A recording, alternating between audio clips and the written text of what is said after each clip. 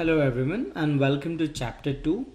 This is going to be a long recording and I'm going to pause in between, like once we cover the financial statements, and then we'll cover the ratios so that I get a bit of time to tune myself. So let's start. Chapter 2 is about Introduction to Financial Statement Analysis. So we are going to discuss why do firms disclose financial information, then the four statements that are there, like four types of statements that are there. So financial position or balance sheet, comprehensive income or income statement, cash flow statement, and other financial statements that come along with it, like statement of equity, management analysis, and notes to accounts.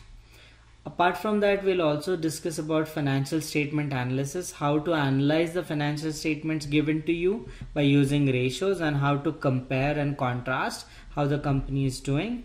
And we'll discuss about financial reporting that happens in practice. So learning objectives that we are going to discuss in this chapter. You need to know why the disclosure of financial information through financial statements is important. You need to understand the function of financial position, that is balance sheet. You need to understand income statement. You need to understand and interpret cash flows and know what management discussion and analysis is.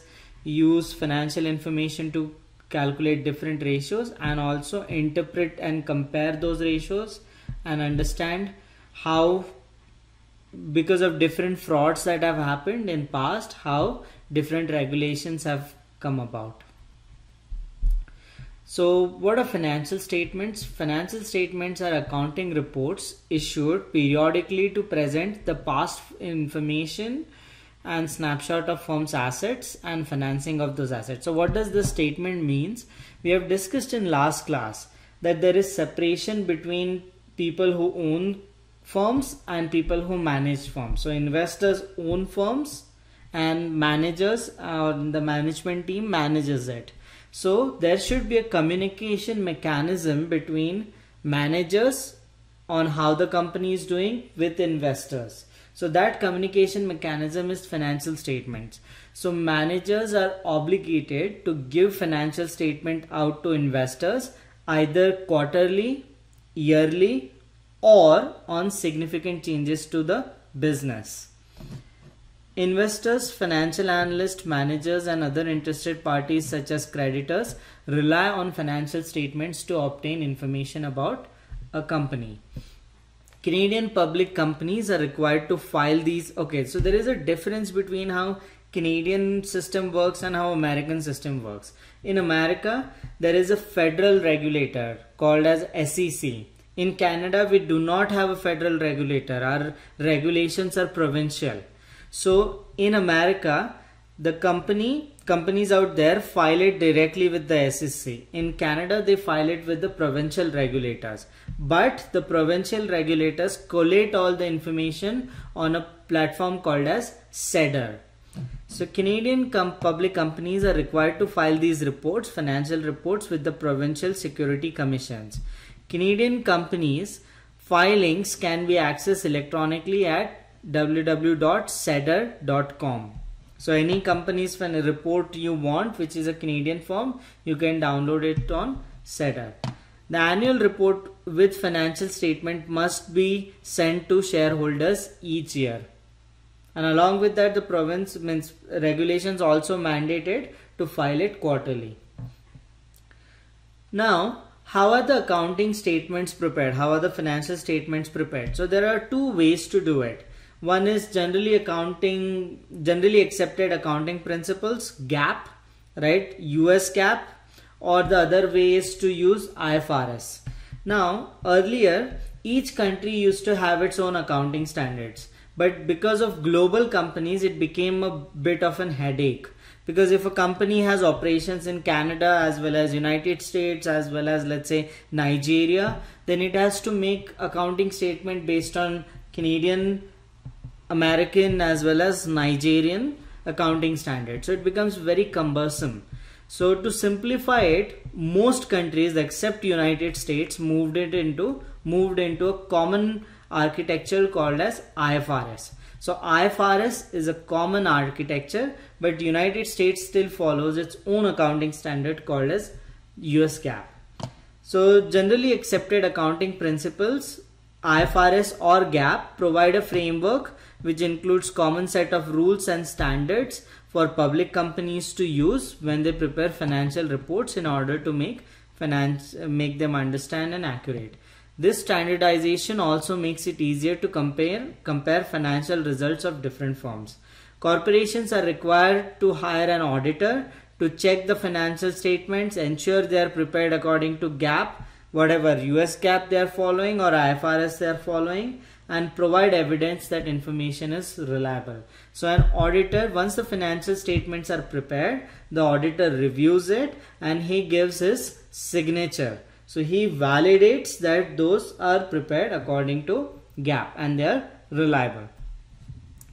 So most common accounting standard is IFRS, International Financial Reporting Standards. So International Accounting Standard Boards, IASB, began as a representative from 10 companies in 1973, including Canada, but there are more than 100 countries now. Sorry, not companies, countries. So it began as a 10 country body, but right now if you see, more than 100 countries comply with IFRS, which includes Canada, Australia, UK, most of the European Union, developing economies too. Since 2005, all companies traded in European Union are required to follow IFRS. Canadian public companies must follow IFRS in financial statements starting from 2011. They are used in many countries including Latin America, Australia, Asia, etc. They are accepted by all major exchanges except US and Japan. US and Japan have their own accounting standards, so they do not accept IFRS yet. US GAAP are primarily based on historical accounting, cost accounting. IFRS places more emphasis on fair value of assets and liabilities. So the big difference, two major differences between US GAAP and IFRS that you have to remember. The first difference is US GAAP is rule based. So they will give you a rule, they will give you different interpretations of rule and you have to stick to it. IFRS is more principle based, so they don't give out a specific rule, but they say the principle has to be met. So you have more flexibility in IFRS versus US GAAP. Another difference is US GAAP in its balance sheet as well as wherever assets come, they use historical account, means historical cost. So whatever price I paid to acquire an asset, that is reflected in US GAAP. But IFRS uses current fair value estimates. So IFRS is a more realistic financial accounting standard than US GAAP.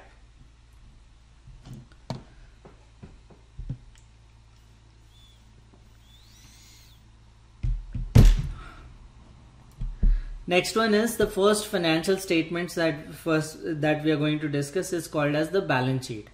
So what is a balance sheet? It lists out firm's assets, liabilities and equity.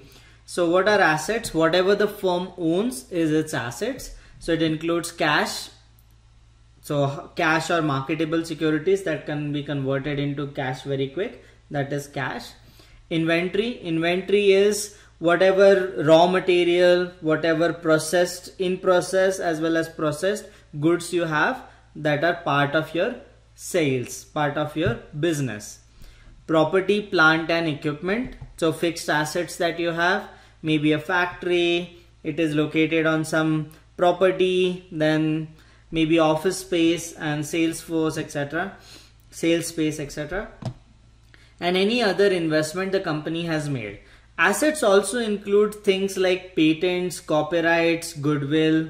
So along with fixed assets, current assets, it also includes copyrights and goodwill and all other things. Liabilities, it shows what firm's obligations are to its creditors. So whatever debt you have as a firm, it is shown in liabilities. Shareholders' equity, accounting measure of firm's net worth that represents difference between firm's assets and liabilities. So shareholders' equity is composed of two parts basically. Retained earnings, whatever profits the company has made in past and has kept with itself. along with how much money it has raised with shareholders. So it is also a balancing figure. So accounting statement, if you see a balance sheet equation, it is always assets equals to liabilities plus shareholders equity. So whatever is the difference between assets and liability, that equals shareholders equity. Balance sheet provides a snapshot of firm's financial position at any given point in time. There are two sides of balance sheets, that is why it is called as balance sheet. There is assets on the left hand side and liabilities and shareholders equity on the right hand side, but it is not generally prepared like that anymore. So you will see assets followed by liabilities and then shareholder equity in single line now, but the equation should balance. So assets should be equal to liabilities plus shareholder equity. And in exam it is important. Sometimes they ask you what is shareholders equity. They give you assets, they give you liabilities, you have to find out shareholders equity. In such cases, shareholders equity is equal to assets minus liabilities. Now what are assets composed of? Assets are composed of current assets, which includes cash and other marketable securities like short-term low-risk investment which can be sold or converted into cash, first part. Account receivable. Account receivable means you have made a sales. So let's say I'm an iPhone store. So iPhones are sometimes sold on credit.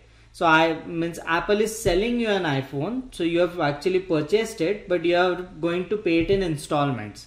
So that becomes account receivable. Though the sale has happened, the money hasn't come in. So account receivable is amount owed to the firm by the customers who have purchased goods and services on credit. Then there is inventories. Inventories means, let's take the Apple's example. So it means whatever microprocessors the Apple has received from its suppliers, then work in progress for creating iPhones and the finished iPhones that it has not sold yet. When inventories are sold, they go into sales and the cost of inventory goes into cost of goods sold. So inventories are things that the firm has to sell or things that are in process of manufacturing. There are other current assets which include prepaid expenses. So if I pay advance rent or if I pay advance salary, then those become assets for me. Next is long-term assets. Assets that produce tangible benefit for more than 1 year are considered long-term assets. These long-term assets are reduced by depreciation. So factories, plant and equipment, all these are long-term assets, and on these long-term assets you charge depreciation. What is depreciation? It is uses of those assets. So if you have a factory, each year you are going to use that factory. So each year that factory's value or the newness is going to decrease. So that decrease is shown by depreciation. And it depends on assets lifespan. The book value of an asset is always cost of acquisition less the accumulated depreciation. So if I spent $100 million to start a new Apple factory, and each year it is going to depreciate by 10 million because I'm going to use that factory each year. So the next year it becomes 100 million, the cost of acquisition, minus let's say 10 years of depreciation in this year, so 90 million. Other assets can include such items as property not used in business operations, startup cost in connection with new business, trademarks and patents, property held for sale, as well as goodwill. So long-term assets have plant and machinery, whatever you spend to start the business, then trademarks, patents, property, as well as goodwill. Now people get confused with goodwill. It is not covered in the book, but I'll give you what do you mean by goodwill. So goodwill is if you are acquiring any asset or if you are acquiring a subsidiary of means a new company, and if you are paying more than the market value, which sometimes you may have to do, then that difference becomes goodwill. For example, let's say what would be the recent example that I know of? Okay, so there was a company called as Ring Doorbell. So they used to produce like video doorbells, and it was acquired by Amazon. So let's say the cost of that doorbell company was $1 billion. The market value was $1 billion. But since Amazon was acquiring controlling stake in that company, the owner was not willing to sell it at 1 billion. He was asking, let's say, for 1.5 billion. So Amazon actually paid 1.5 billion rather than 1 billion to acquire that company. Now the difference, 1 billion was the market price, the fair value. Amazon paid 0.5 billion more. So that 0.5 becomes goodwill for goodwill for Amazon. So whenever a company pays more for assets or subsidiaries, it becomes goodwill. Next part of financial position or balance sheet is liability side. Liabilities are divided into current liabilities, which are liabilities that can be satisfied within a year. So account payable is a part of liabilities. The amount owed to suppliers for purchase with credit. So account payable is opposite to account receivable. So account receivable is an asset. Account payable is a liability. Account receivable means your customers are owing you money.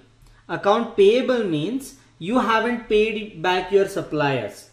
So you owe money to your suppliers. That's why it becomes debt. Note payables and short-term dates, loans that must be repaid in 1 year, and repayment of long-term debt that will happen within 1 year. So current liability also include component of long-term liabilities which you have to pay this year. For example, if a company has a mortgage, so whatever mortgage it has to pay this year becomes current liability, rest of it becomes long-term liability.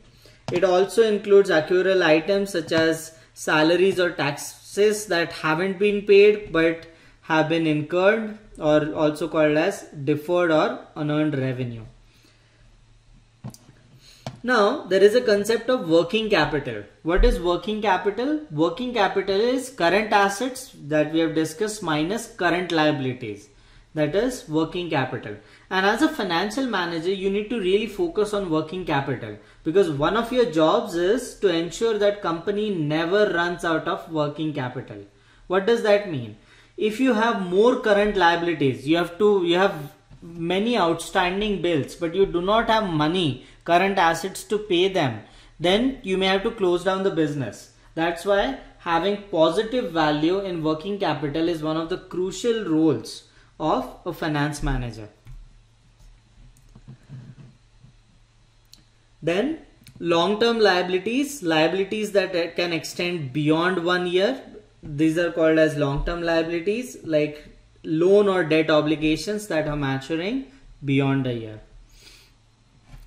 So we discussed about assets, current as well as long-term assets. We discussed about liabilities, current liabilities and long-term liabilities. The third part is shareholders' equity, which is generally difference between assets and liability. It composes of two parts: book value of equity, that is net worth.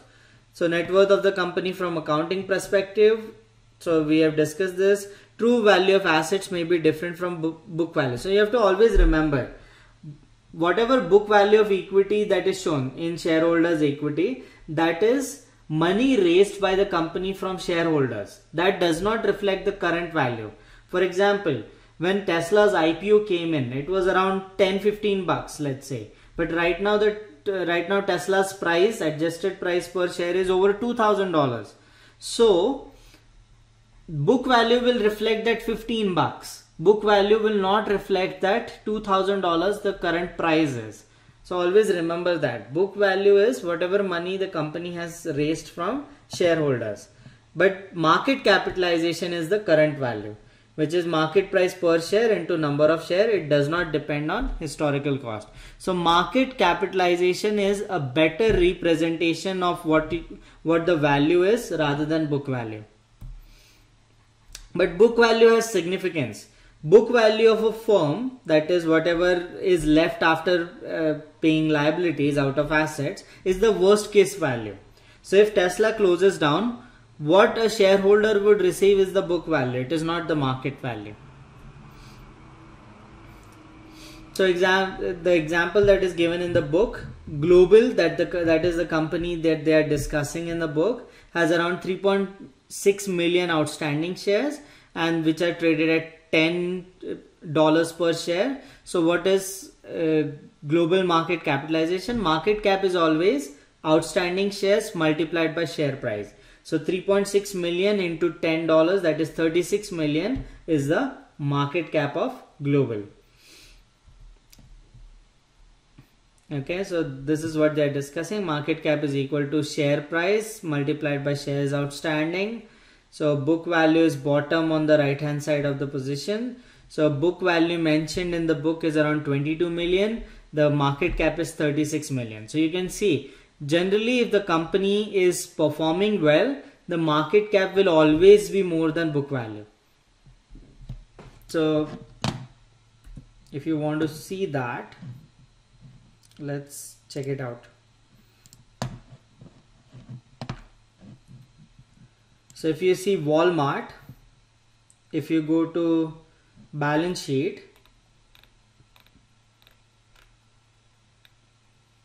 and if you see total equity of Walmart, it is somewhere around $81 billion. But if you see market cap of Walmart,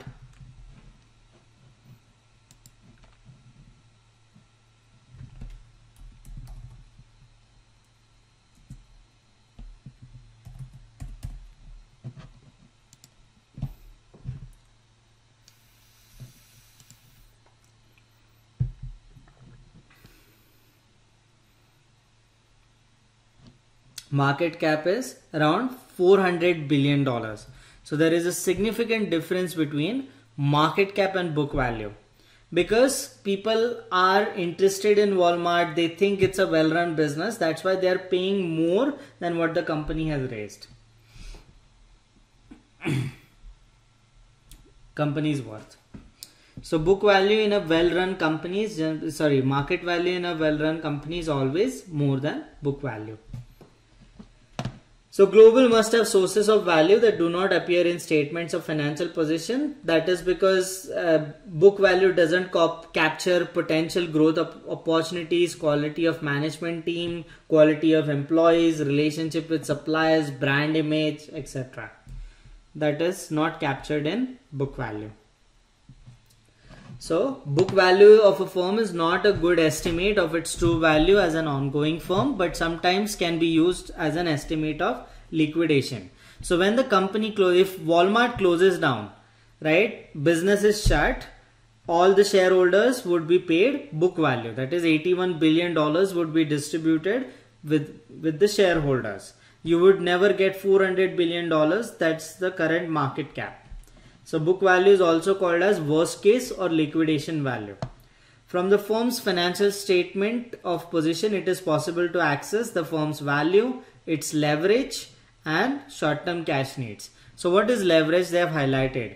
Leverage is how much debt it has versus assets, or how much debt it has versus equity. So leverage is always how much debt you have.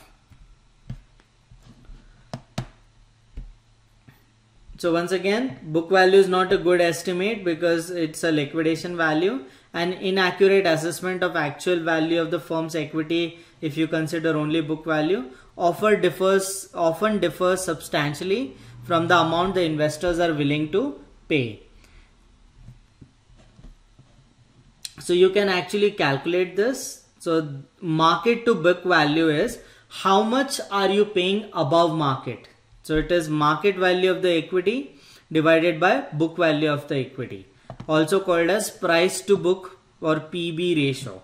Sometimes used to classify firms as value or growth.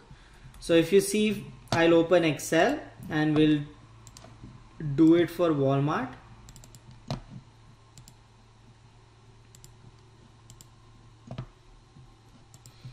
So market cap in millions was 418,166. So market cap is 418,166, And how do you get book value? So book value, you always get it from income statement. So let's go back to Walmart. Let's go to its financial statements. We get book value from balance sheet, not income statement, balance sheet. So if you go to book value is the total equity that is left. So the total equity is 81,552.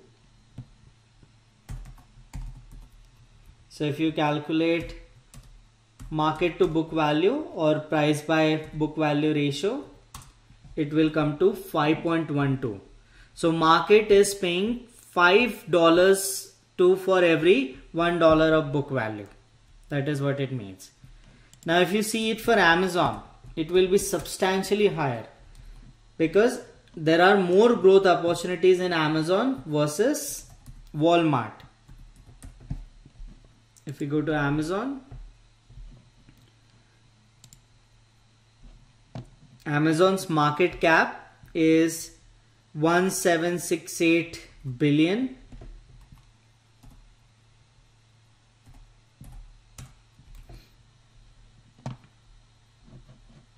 And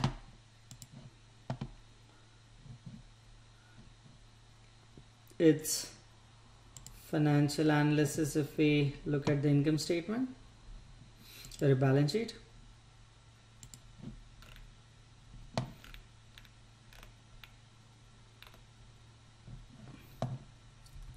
$62,000 million. So you have to adjust it.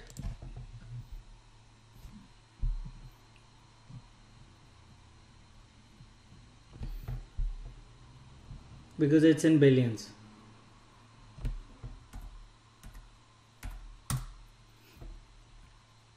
So if you now calculate Amazon's book to market value to book value is around 28. So people are paying more for Amazon for lesser assets than they're paying for Walmart. The reason is Amazon is more of a tech company rather than a traditional grocery or a distributing chain. So that's the difference. And also people perceive that there are more growth opportunities in Amazon versus Walmart. So generally, if this value is very high, they are treated as growth companies. If this value is relatively low, they are treated as value companies. So Walmart could be considered as a value company. Amazon could be considered as a growth company. So key things that we discussed: liquidation value, it's a value of firm after all its assets are sold and liabilities are paid. That is nothing but the book value. Value stocks have low market to book ratios like Walmart. Growth stocks have high market to book ratios. Now this is important. Now equity sometimes doesn't capture the total picture of the company, because along with equity, along with shareholders' money, the company also uses debt. So maybe Walmart would be using significant debt as compared to Amazon. So you need to also reflect that. So enterprise value is the value that also captures amount of debt the company has. So it captures the total size of the business. Market value or market cap only captures the equity side of the business or size of the business. Enterprise value captures the whole size, the complete picture of the business. So it accesses the value of underlying business's assets and also factors in debt, which is separate from cash and marketable security. So what is the formula? And this is important for exam. Enterprise value is equal to market value of the equity, that is what we discussed, market cap, plus debt minus cash. Now why do we subtract cash? Because some part of debt can be paid from cash. So you have to look at net debt. If I am having $100 billion in debt, but I have $25 billion in cash, if I want, I could pay that $25 billion of debt right now. So that's the reason cash is subtracted. So enterprise value, you have to remember, it's market value of equity plus debt minus cash. So if you do it for Walmart,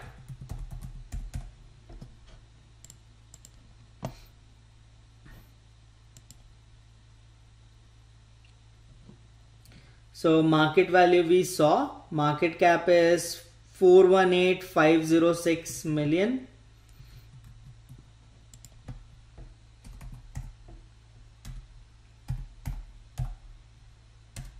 $506 million, and you have to add debt and minus cash. So let's do that. So for finding those things out, we have to go to balance sheet.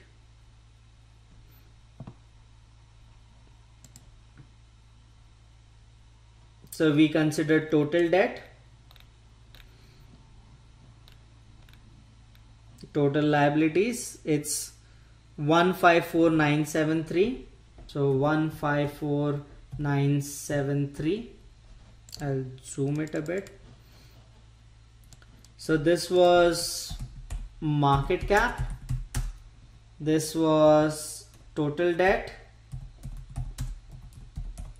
and out of this debt, some can be paid right now. So how much is that? So we need to find cash.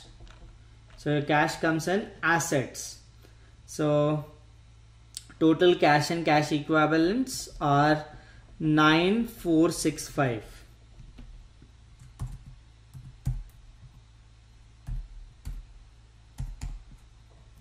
So total value of Walmart is market cap plus debt minus cash. So $564 billion is the total value of Walmart.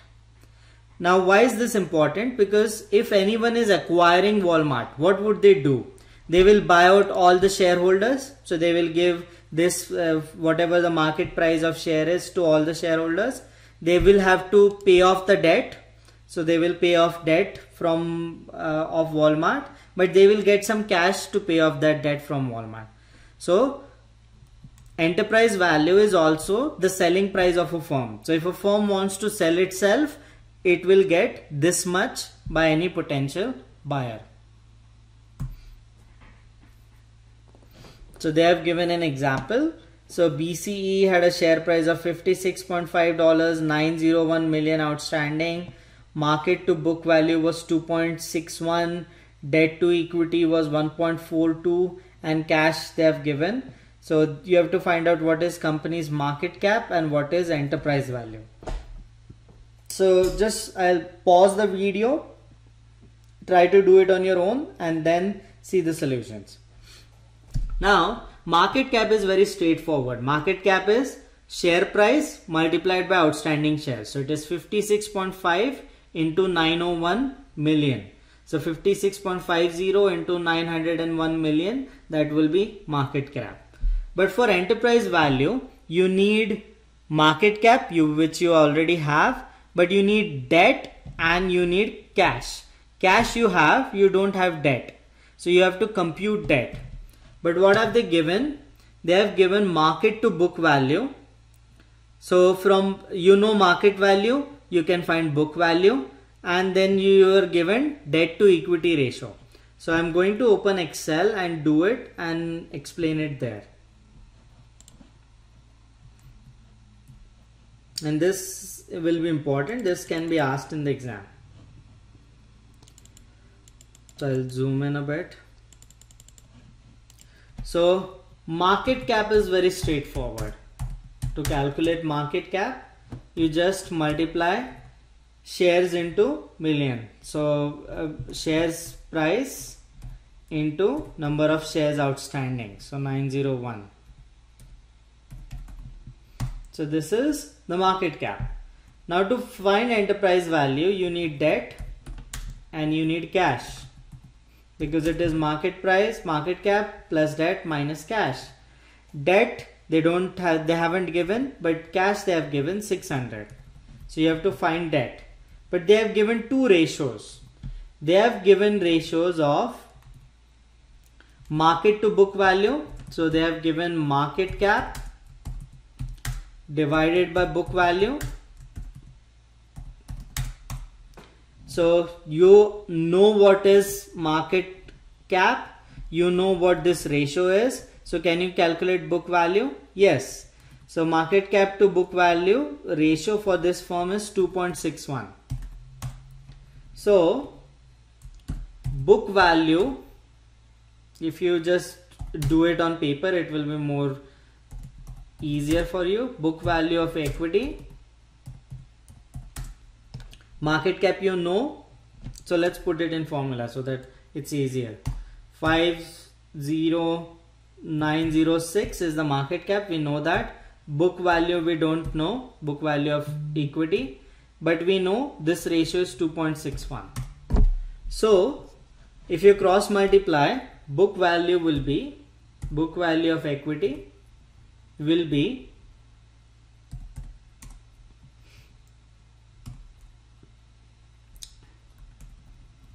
50906 divided by 2.61. So book value is 19504. Now you know book value, but you need debt, but they have given debt to equity, which is nothing but debt to book value of equity is 1.42. So this ratio is given, debt to book value of equity equals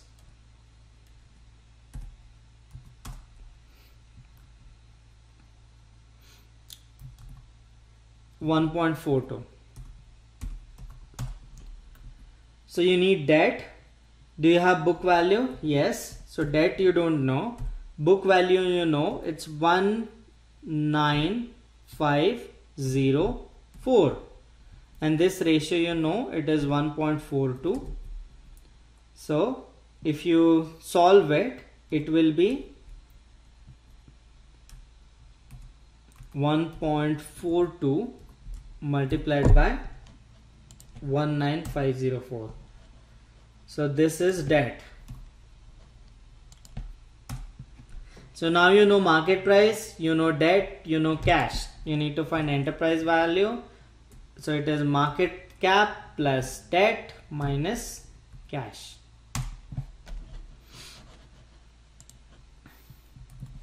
Okay. So they have given how to solve it. So it comes to $78 billion. So enterprise value is $78 billion. So you can pause this slide, read through how they have solved it. It's the same way I did it on Excel. Then pause this slide, look at these solutions. Okay.